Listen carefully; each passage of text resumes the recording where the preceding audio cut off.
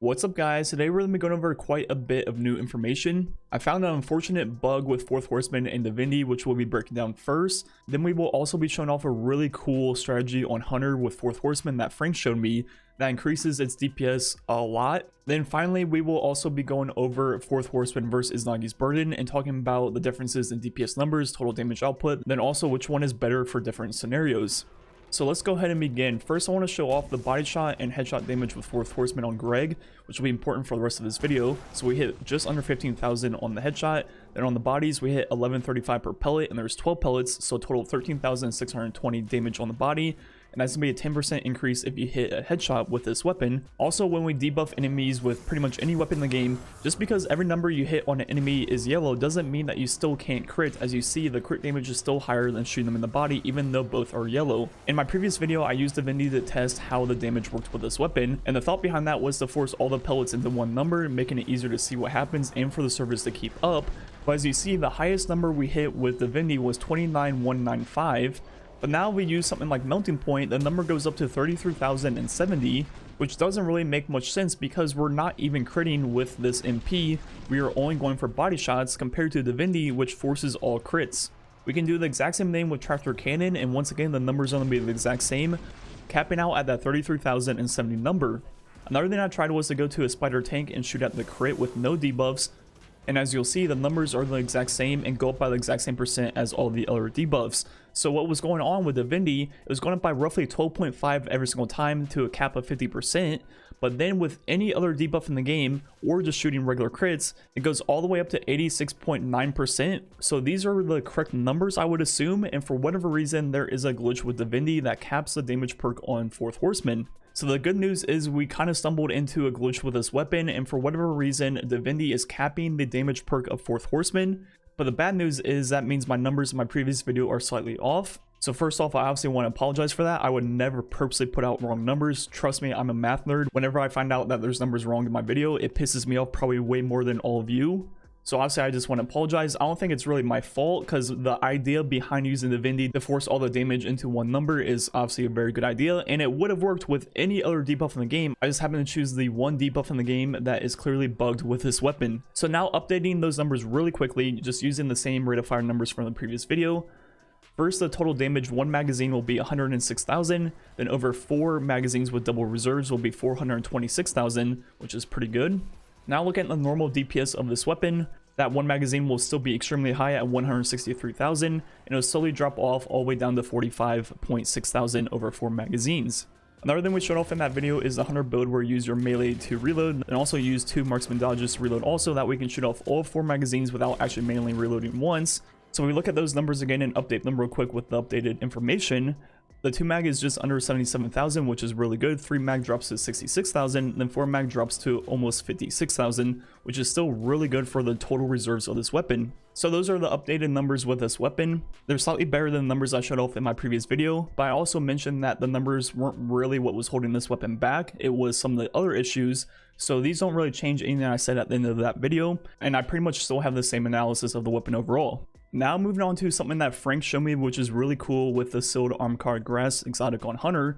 In my previous video, we meleeed to reload our weapon instantly and be able to shoot 2, 3, and 4 magazines quicker without having to reload. But now we use Top Tree Night Stalker with the smoke bomb. What you can actually do is instead of meleeing something to reload, you can time it perfectly and throw your smoke bomb far away at an enemy, start shooting, and it'll allow you to shoot more than 5 shots straight without ever reloading, which means 2 things. One, we can shoot up to 10 shots in a row without reloading. Also, since we're shooting more than 5 shots in a row, what does that do to the damage perk on this weapon? So if we look at that by throwing our smoke grenade mid-shooting, it's going to be kind of hard to see on this clip what the numbers are doing, but after the 5th shot, it does cap out at that 86.9% damage increase. As you see right here, the only times it shows the higher numbers when I accidentally hit a crit on them, but shot 6 through 10 will be that 33,070 number. And if you time this perfectly, you can shoot off 10 shots in a row without having to reload, which means over those 10 shots, you'd be doing 246,000 damage. Then if you did that twice for the total reserves, it would be just under 500,000 damage, which is really, really good. So look at the rate of fire of this combo where you shoot off 10 shots in a row without reloading, no pause at all. It takes 1.502 seconds, meaning DPS over 10 shots would be 164,000, which is actually higher than the original one magazine DPS number because of the fact that the shots 6 through 10 are all at max buff. So this combo is absolutely insane, and it's gonna be really hard to actually pull off in a lot of real situations, but in the situations you can, it's gonna be really cool. Now moving on to the final thing I want to talk about in this video, and that's going to be Izanagi's Burden versus 4th Horseman, because they're both exotic special weapons that are really good for damage, and Izanagi's Burden was like the previous meta, and is 4th Horseman the new meta? That's kind of like the question. So look at the damage of Izanagi's Burden, it's 68,679 on Greg. So if you only shoot one shot, you're obviously going to be doing that damage instantly, but let's look at 2 shots. The honed edge reload speed on this weapon is now capped, and that took 3.521 seconds, meaning DPS over 2 shots is already 39,011, which is not good, and it's only gonna go downhill from here. So now we look at 5 shots with this weapon. It's gonna take a long time. And one thing to note is that sprint canceling does not increase the rate of fire of this weapon. It does allow you to ADS, so in real practice, that will help you take advantage of the max rate of fire in real practice. But for just this video, I don't need a sprint cancel, and it takes 13.115 seconds, which means the DPS over 5 shots is 26,183, which is really bad. No sugarcoating it, that's pretty much terrible. With double sniper reserves, this weapon holds 24 ammo, which means 6 times 4 honed edge shots, which means a total damage output of 412,074, which is actually lower than 4th Horseman, which is actually kind of shocking. So far, the numbers are way better for 4th Horseman, way better DPS, and better total damage output. The only difference is that you have to be up close and personal with 4th Horseman. And if we look at something like champions, 4th Horseman is actually really good for soloing champions if you're on light. This is in the 1000 light level lost sector, and I can easily solo any of the champions once I'm on level. Then with Izanagi's Burden, you can barely solo barrier champions if you time it perfectly, but most situations you will struggle greatly trying to pull this off. So I think I would have to give the edge to 4th Horseman in terms of soloing champions, but in things like Master Nightfalls or eventually the Grand Master Nightfall where we're going to be under light, it's not going to be really ideal to get up close and personal with 4th Horseman.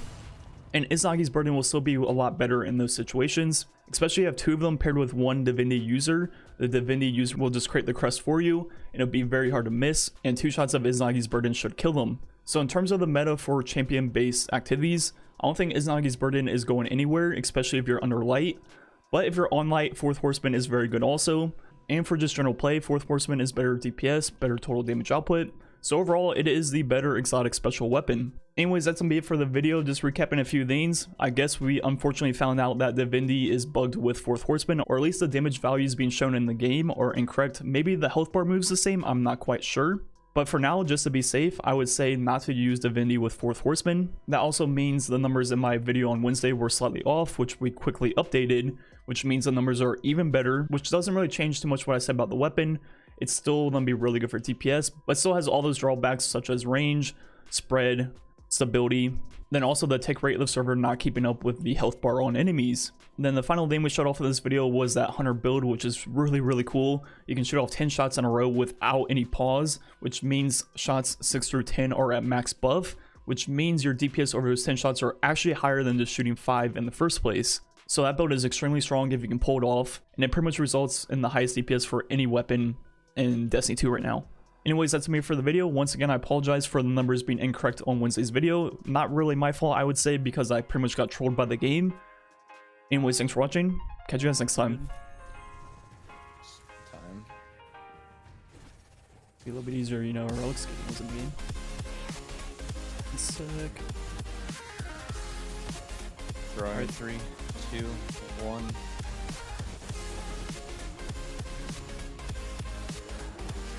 Three, 2, 1, shoot.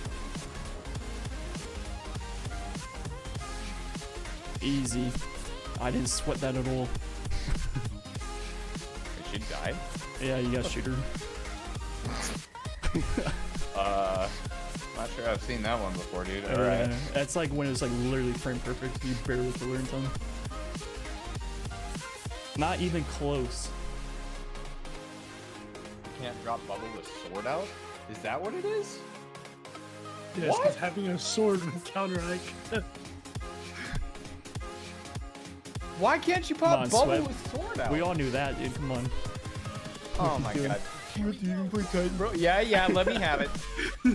Shut the fuck up. Oh, thanks for popping your bowl this time.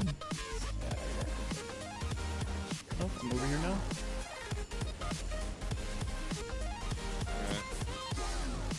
Easy.